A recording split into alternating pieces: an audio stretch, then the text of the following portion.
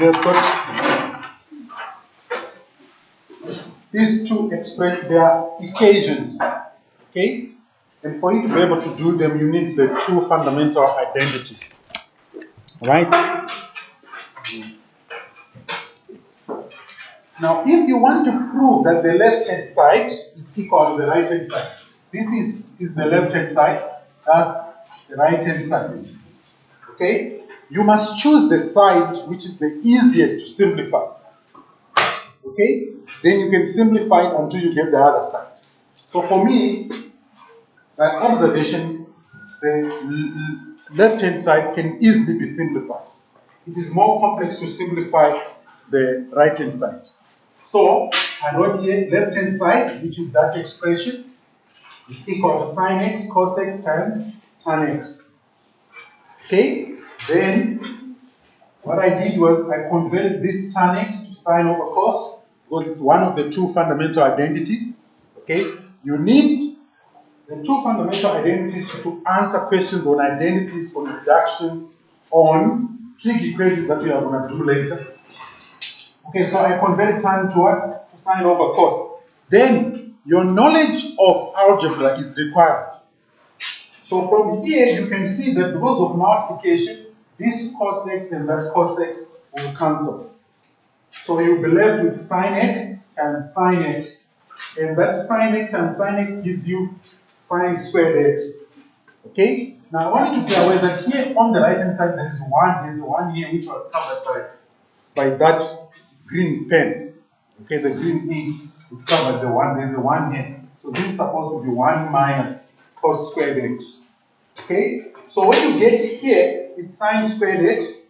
Now from one of the two fundamental identities, okay, which I hope you started going over on your own to make things easier. Right? I want to warn you, your trig, if you are not up to date, you are going to end up having major problems. Okay? So when you get here, we use one of the two fundamental identities, sine squared theta plus cos squared theta equal to 1. We make sine squared x the subject, and we end up having 1 minus cos squared x. And this 1 minus cos squared x is your right hand side. And you say, therefore, the left hand side is equal to the right hand side. Okay? Now, take this very seriously because it's very, very important. As I told you that all the trick that we are doing now, you need it until you write metric. And it's the foundation of your grade 12 trick in metric. Everything is very important. Okay? I sent you a worksheet on the group yesterday. You should start working on it. Okay? And I need you to email me your answers. Okay? And I'll mark them and send them back to you. Okay? And please, when you respond to the feedback, okay, any question? Just as a reminder, I use the two fundamental identities. Right? Then, number three. Number three, we have sine x.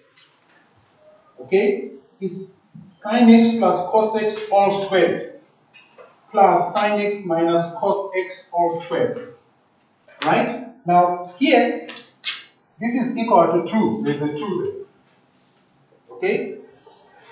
The left-hand side can easily be simplified to get the right-hand side. Then you use your knowledge of algebra from grade 9 and 10. To simplify this, you use FOIL. Okay? You use FOIL. Now, you need FOIL in trig. Okay? You need factorization in trigonometry. Okay? The grade 10 trig was like the foundation. Right? So, sine x plus cos x all squared is the same as sine x plus cos x times sine x plus cos x. So this is the first part. Okay? Use FOIL. Okay? You get sine squared x plus sine x cos x. Okay? I didn't write this part here though. Plus cos x times sine x. Now, cos x times sine x is the same as sine x times cos x.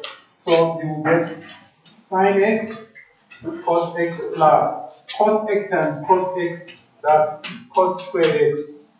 These two are like terms. Okay? So it's like xy plus xy. So this will give you x squared x sine squared x plus 2 sine x cos x plus cos squared x. Okay, now at this stage you should be able to do that mentally, but if you can't, write it down, show it. So this is equal to that. Okay? Then I did the same for sine x minus cos x all squared.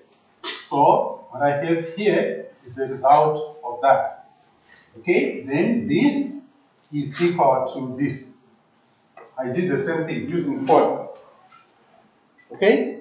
Then you identify like terms. Okay? So this sine squared tells with another sine squared. So those two later on, they are going to add together.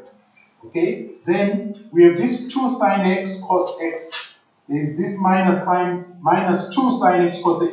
So these two cancel. Because they are like terms and they have opposite signs. Okay? So the 2 sine x cos x and the minus 2 sine x cos x, they cancel out. So you'll be left with sine squared x plus cos squared x. Another sine squared x plus a cos squared x. But what's the objective? To get a 2.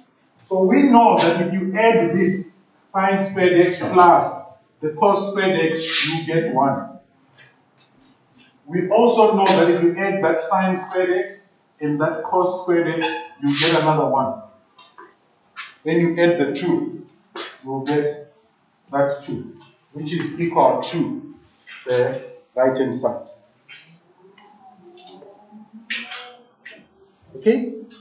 Now, these are very simple questions on proofs of identities. Okay? I'll come back to this in the next coming days after completing everything to do with reductions.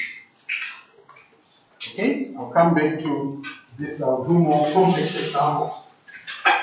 But at least now you've got an idea. I'll come back to it. So in your book, you must write to be continued under this. Because I'm going to continue. Write to be continued. TBC. There's a 2 there. There's a 2. Do you all have the e-book?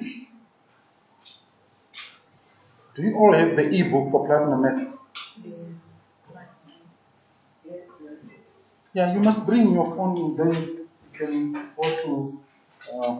This is not supposed to be.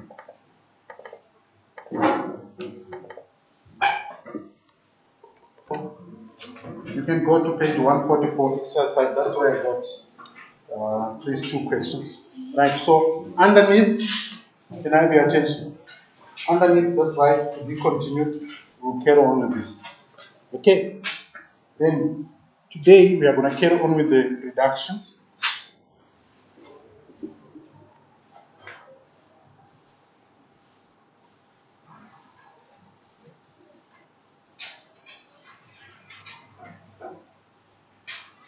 Right. I just want to remind you that I'm going to give you a test. Today it's a Monday, so I'll see you on Friday. On Friday I'll give you a test on circle geometry. Okay. Okay. Friday I'll give you a test on circle geometry.